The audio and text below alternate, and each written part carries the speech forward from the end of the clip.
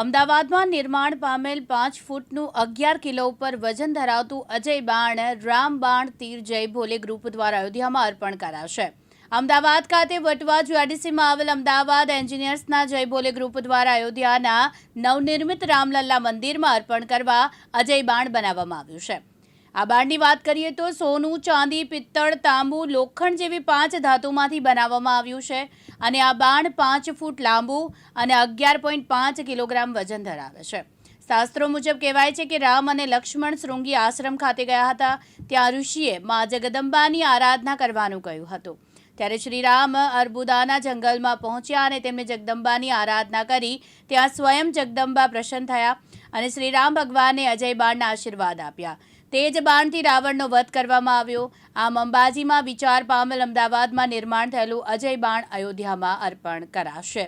ચિરાગ પાટડિયા, દિવ્યાંગ ન્યૂઝ, અમદાવાદ।